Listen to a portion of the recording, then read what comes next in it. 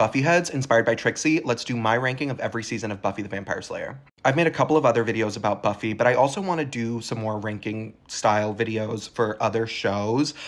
So I'm gonna have to find those from the last 3 years and put everything together. But yeah.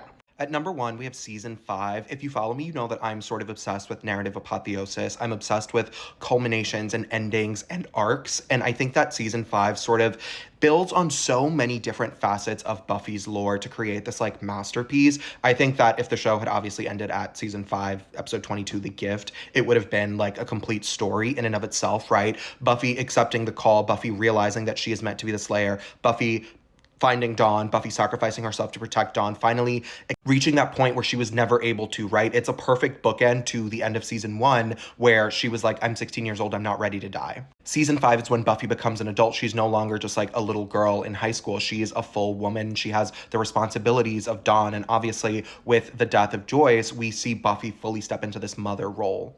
Underrated episodes of the season. I previously did a whole video on underrated Buffy episodes. The episode where you find out Gloria is actually a god and not just a demon. Terrifying. Spiral, one of the best action sequences in the entire show. It's when they fight the knights on top of the moving bus. Incredible. And of course, not underrated, but just a highlight of the entire series, The Body. Next up, we have season 3. Season 3 is really obsessed with foils, right? We see the doppelgangers, we see evil Willow, we see Faith, we see the introduction of Faith, counterpoint to Buffy, right? Because before Buffy was a little bit of a rebel, she was kind of cool, kind of doing her own thing. And then when we introduce Faith, we realize how much of a goody two-shoes Buffy really is, right? Her style completely transforms this season. She's wearing a lot of baby blues, a lot of pastels, a lot of pinks. Her hair is very short compared to Faith's wild, crazy energy. She's wearing dark clothes, she's wearing leather, she's wearing a lot of makeup.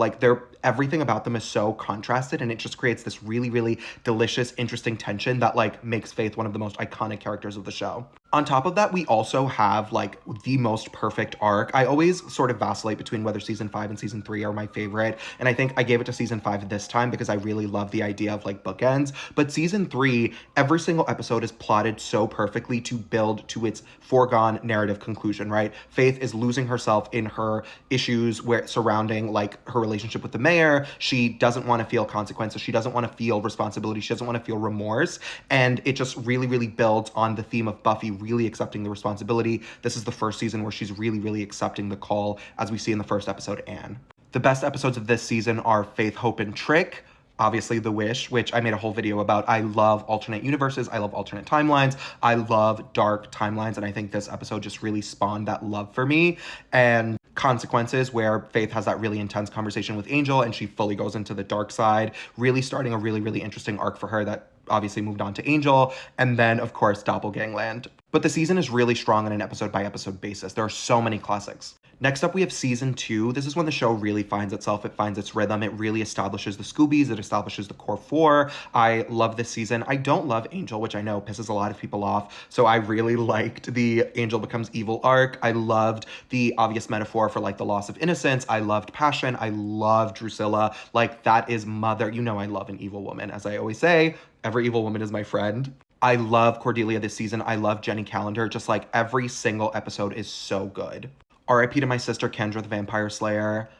Best episodes of the season. We meet Kendra, Innocence, where we meet Angelus, and then obviously Passion is one of the top 5 episodes, well, top 10, top 15 episodes of the entire show. R.I.P. Jenny Calendar, my sister. In 4th place, we have season 6. I know that a lot of people don't like season 6. I like parts of it. I think that the parts are greater than the sum of its whole, or whatever the expression is.